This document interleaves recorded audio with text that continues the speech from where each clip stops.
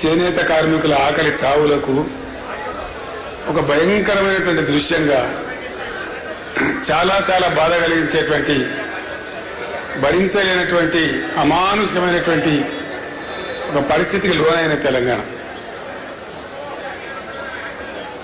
నేను కూడా ఆ రోజు అధికార పదవులలో ఉన్నా,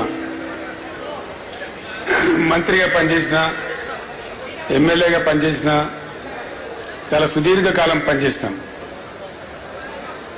ఇప్పుడు లేరు మిత్రులు, కానీ కొద్దిపాటి పిడికడి మందిగా ప్రభుత్వాలలో కొనసాగుతున్నటువంటి మిత్రులు, అనేక హోదాలలో పనిచేసిన వాళ్ళం చాలా సందర్భాలలో కలిసి మా దుఃఖాన్ని పంచుకునేది, బాధపడేది.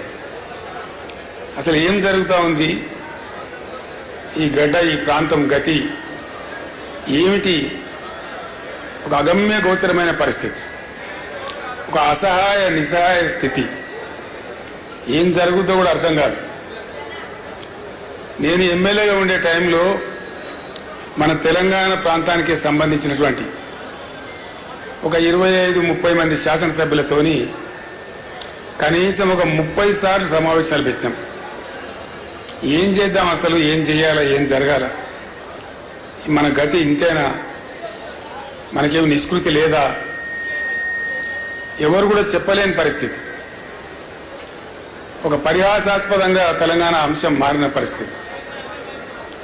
ఆ రోజు కరెక్ట్గా సిచ్యువేషన్ ఏంటంటే, ఎవరో కొంతమంది కొన్ని సందర్భాలలో తమ చిల్లర రాజకీయ అవసరాల కోసం తెలంగాణ ఉద్యమాన్ని ప్రారంభించడం, దాన్ని నెలలో 2 నెలలో 3 నెలలో 4 నెలలో నడిపి కాడెత్తేయడం, వేరే వాళ్ళ కంటే కూడా తెలంగాణ వాళ్ళు కూడా తెలంగాణను హాస్యాస్పదం చేసేటువంటి స్థితికి నెట్టివేసినారు.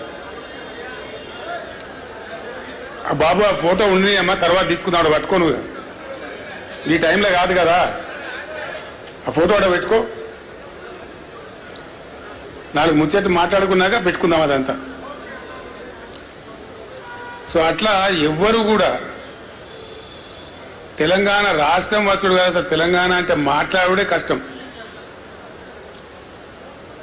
ప్రణయ భాస్కర్ అనే ఒక ఎమ్మెల్యే శాసనసభలో తెలంగాణ అంటే స్పీకర్, ఆనాడు ఉన్నటువంటి స్పీకర్, మీరు తెలంగాణ అనే పదమే మాట్లాడకూడదండి, వెనుకబడిన ప్రాంతం అని మాట్లాడండి అని, తెలంగాణ అనకూడదు అని స్పీకర్ స్థానం నుంచి ఉత్తర్వులు జారీ చేసేటువంటి దుస్థితి.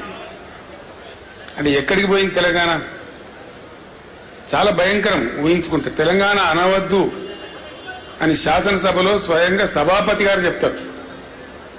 So where was Telangana? Very dangerous situation. ప్రణయ భాస్కర్, వినయ్ భాస్కర్ వాళ్ళ అన్న,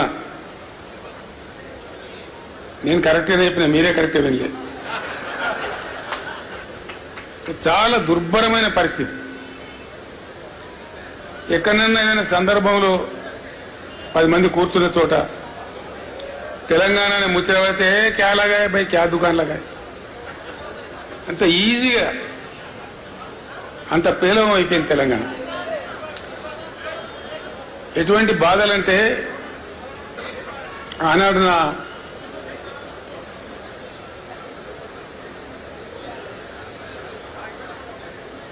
అడ్వైజర్గా, సహచరునిగా రాజీ లేని పోరాటం చేసినటువంటి మానీయులు స్వర్గీయ జయశంకర్ గారు నాతో పాటు ఉండేది. అనుక్షణం ప్రతిక్షణం ఉండేది నాతో పాటు, అన్ని సందర్భాలలో ఉండేది. ఆయన ఎంత గొప్పవాడంటే, చాలామంది జీవితంలో చాలా పనులు చేస్తారు, ఏదో ఒక స్టేజ్లో రాజీ పడిపోతారు. ఎందుకు పడతారో తెలియదు. కఠోరమైన సిద్ధాంతాలు నమ్మినటువంటి కొంతమంది పెద్దలు కూడా ఒక సందర్భం వచ్చేటప్పటికీ ఆ సిద్ధాంతాన్ని పక్కకు పెట్టి కూడా కొన్ని పనులు చేస్తారు.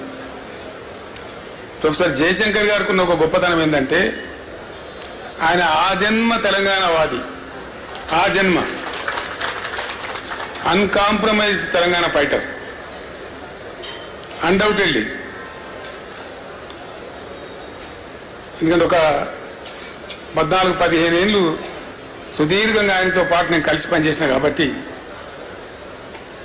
అనేక సందర్భాలలో ప్రయాణంలో కావచ్చు, ప్రస్థానంలో కావచ్చు, చర్చలలో కావచ్చు, ఎంత గొప్పవాడు ఆయన అంటే ఈ టైంలో నేను ఆయన స్మరించుకోకుండా ఉండలేను. అట్లాంటి మనుషులు అరుదుగా ఉంటారు ప్రపంచంలో. ఎక్కడి నుంచి ప్రారంభమైంది